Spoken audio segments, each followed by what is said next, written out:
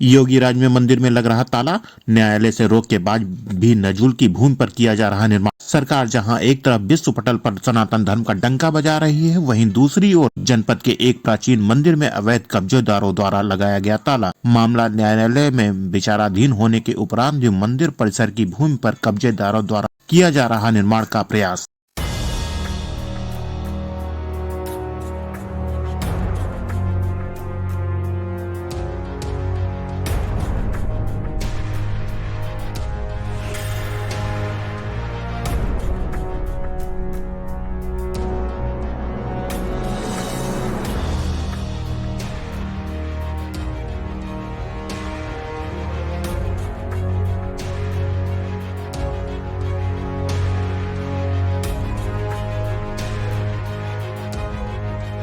Sir, क्या मामला आज आप कोतवाली आए हुए हैं? मैं सबसे पहले अपना परिचय देना चाहूँगा। मैं संदीप कुमार श्रीवास्तव, राष्ट्रीय पत्रकार सुरक्षा परिषद का जिला संरक्षक हूँ।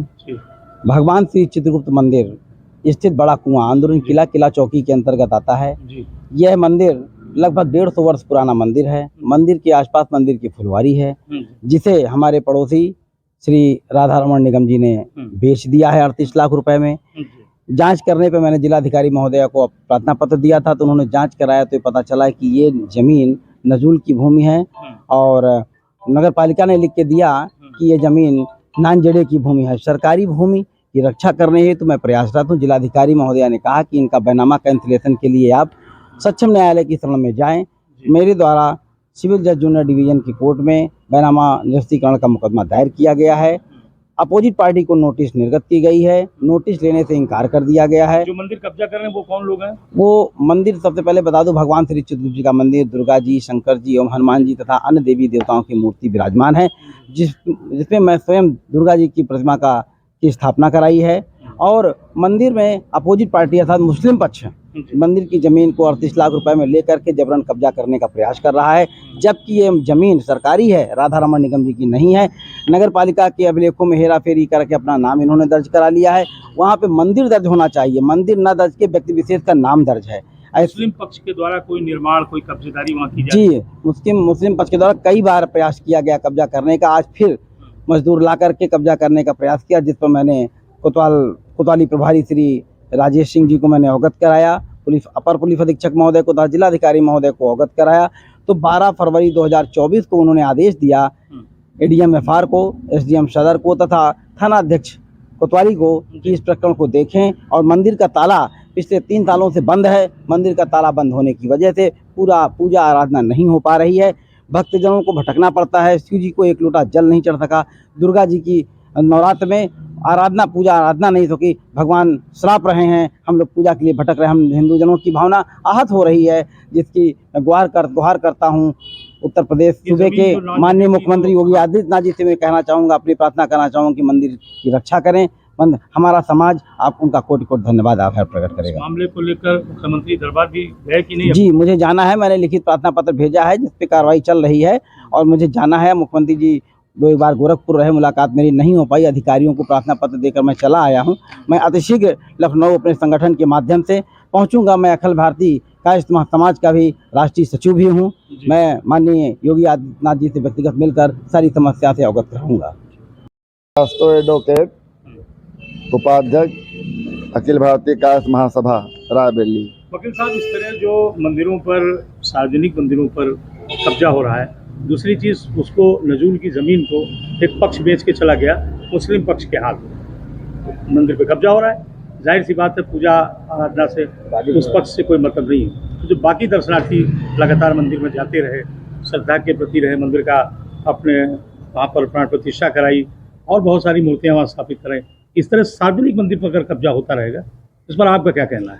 ये बहुत ही निंदनीय कृत्य है और हमारे इस संबंध में हमारे संगठन ने योगी आदित्यनाथ जी को इस बात से अवगत कराया है जी। और ये जो जमीन है ये नजूल की जमीन है और किसी का सार्वजनिक नहीं है। नगर पालिका के मंदिर प्रांगण की जमीन भी साथ में बेच दी गई। ये तो बहुत निंदनीय कृत्य है। और मंदिर प्रांगण इसकी जांच चल रही है और हम शासन प्रशासन से अनुरोध है कि जो मुहम्मदन लोग गड़बड़ कर रहे हैं इसकी जांच हो और उनको यहाँ से हटाया जाए जो है। जांच और पुनः ताला हाँ, खुलवाया जाए। ताला खुलवाया जाए इसका। आइए। हमारे संगठन मंत्री हैं श्री मुकेश श्रीवास्तव, बोलिए। मुकेश श्रीवास्तव, सर्वेयर। जी संगठन मंत्री हैं आपका। तो सर आप ये बताइए कि जिस तरह जो सार्वजनिक कोई एक मंदिर का विषय नहीं, हालांकि अभी जो किला बाजार अंदरून किला का जो मंदिर है जिसमें नजूल की जमीन को भी बेचकर वो लोग चले गए, जी, अभी विवाद का एक कारण बना के चले गए, मंदिर के प्रांगण की जगह को भी सेल कर दिया। तो जाहिर सी बात है दर्शनार्थी भटक रहे हैं और उस मंदिर से जुड़े आस्था रखने वाले श्रद्धालु वहाँ दर्शन नहीं कर पा रहे। क्या कहेंगे आप इस पर?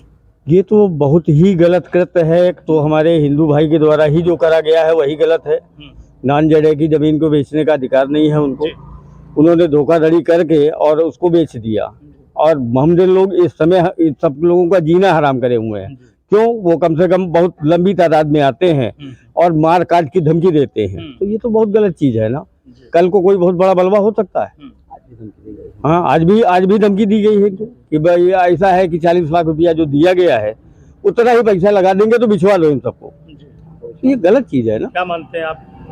नहीं, बिल्कुल भारतीय जनता पार्टी की सरकार है, मुख्यमंत्री योगी आदित्यनाथ जी के तो लेकर अगर इस तरह की जो घटनाएं होती हैं इनको लेकर आपको आवाज उठाना चाहिए। बिल्कुल उठाना चाहिए। ये तो हम लोग क्योंकि भुक्तभोगी हैं तो हम लोग तो आवाज उठाएंगे ही उठाएंगे जी।